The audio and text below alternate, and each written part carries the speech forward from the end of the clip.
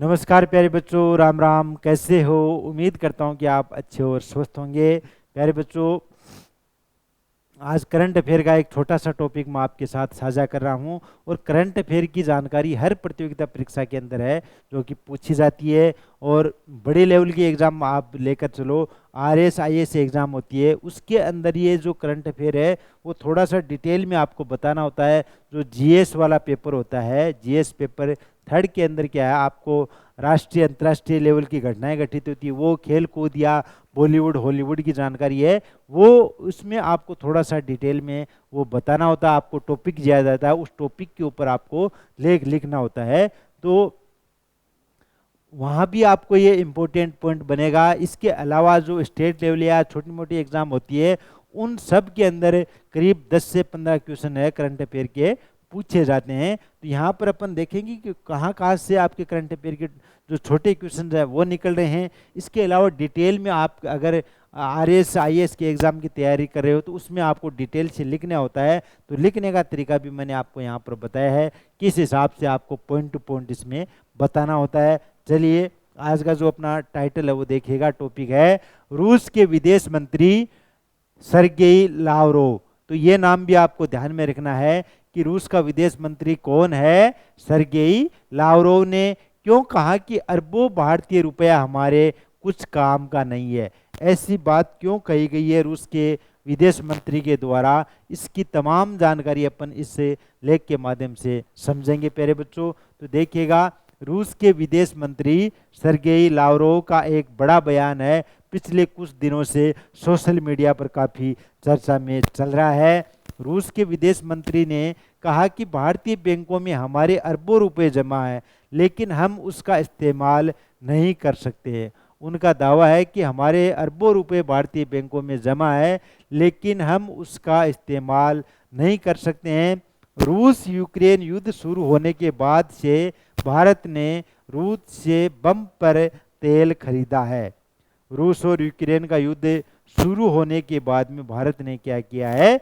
बम पर तेल खरीदा। इससे भारत का रूस के साथ व्यापार गाठा रिकॉर्ड स्तर पर पहुंच गया। तो ये इसमें जो प्रमुख पॉइंट यहाँ पर बताए गए हैं, यानी कि अपन बात करें रिकॉर्ड स्तर गाठा पर पहुंच गया है, यानी कि भारत रूस से सामान खरीद तो खूब रहा है लेकिन उसे बहुत कुछ बेच नहीं रहा है। यानी कि बात करें तो भारत खरीद रहा है, आयात कर रहा है, लेकिन बेच नहीं रहा है। तो बेच नहीं रहा है तो रूस को क्या हो रहा है? इस चीज में घाटा हो रहा है। मिनिस्ट्री ऑफ कॉमर्स के आंकड़ों के अनुसार चीन के बाद भारत का सबसे ज्यादा व्यापार घाटा रूस के साथ है। ये भी आपको ध्यान में रखना है। मिनिस्ट्री ऑफ कॉमर्स के अनुसार, उनके आंकड़ों के अनुसार चीन के बाद भारत का सबसे ज्यादा व्यापार घाटा रूस के साथ में है। Ministry of commerce and industry के आंकड़ों के अनुसार वित्त वर्ष 2022-23 के शुरुआती 11 महीनों में रूस को होने वाली भारतीय निर्यात में सिर्फ 11.6% की वृद्धि हुई है। कितने प्रतिशत की वृद्धि हुई है? 11.6% की वृद्धि हुई है। जबकि रूस से आयात में 500% की बढ़ोतरी हुई है। निर्यात की बात करें तो निर्यात में तो 11.6% की हुई है और आयात में काफी बढ़ोतरी है। आयात में 500% की क्या हुई है? बढ़ोतरी हुई है। इसलिए रूस के विदेश मंत्री ने कहा है कि हमारा अरबों रुपए का पैसा भारत की बैंकों में पड़ा है, लेकिन वो हमारे किसी काम नहीं आ रहा है। क्यों नहीं आ रहा है?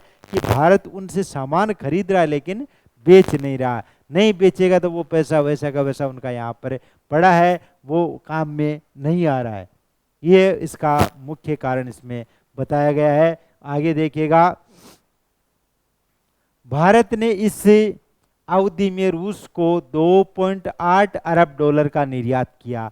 वहीं रूस ने भारत को 41.56 अरब डॉलर का निर्यात किया। तो ये यहाँ से आप आंकड़े देख सकते हो कि इस अवधि के दौरान रूस को 2 अरब डॉलर का निर्यात किया भारत ने, और वहीं रूस ने भारत को किया 41.56 अरब डॉलर का निर्यात किया। तो कितना गैप है इन दोनों के बीच में, आप यहाँ से अनुमान लगा सकते हो।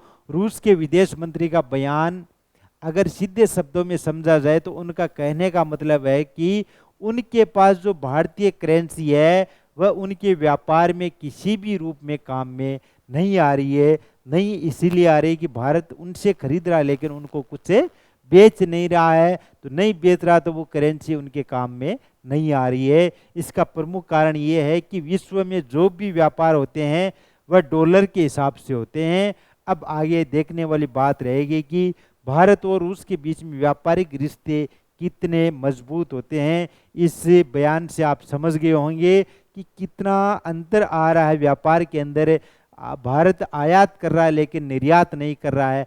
अब मान लो आप किसी से सामान खरीद रहे हो, बेचोगे नहीं तो अगला भी फिर आपसे कैसे, आपको कैसे बेचेगा अपना सामान, आप उसको नहीं दे रहे हो।